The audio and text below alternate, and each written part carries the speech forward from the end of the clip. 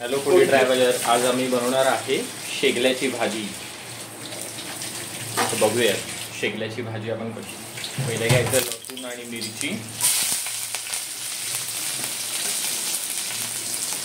Medium असा घ्यायचा आहे। कांदा घेतला आपण,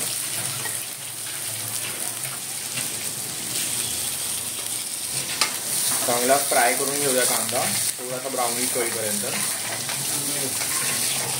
कांदा लसूण मिरची ठेवा, चांगला आपला कांदा खरपूस भाजून घेऊया।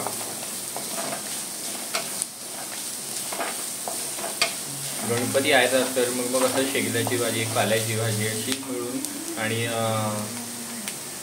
त्याच्यानंतर नैवेद्याला आपण कसं बनवतो तर गणपतीला सुद्धा आवडणारी ही भाजी आहे शेगल्याची भाजी।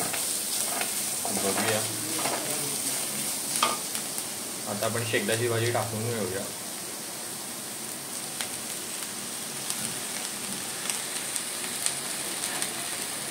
शेगल्याची भाजी ना सोलून बारीक थोडीफार अशी चिरून घ्यायची, आणि त्याच्यानंतर मग धुवून वगैरे तिला तुम्ही फोडणीला घाला। जसं आता घातले असं मेजर असं काही शेगल्याच्या भाजीत काय करायला लागत नाही, जर तुम्ही आता बघितलं असेल तर।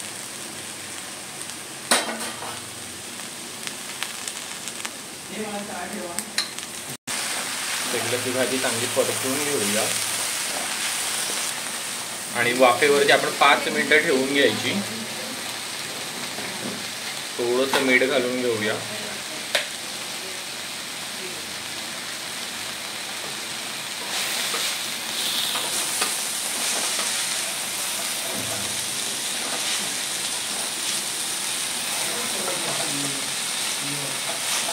ही बघा आता लीड आपण लावून घेतली आहे, आणि 5 मिनिटांनी थोडी भाजी अजून अशी हे होईल, आळेल भाजी।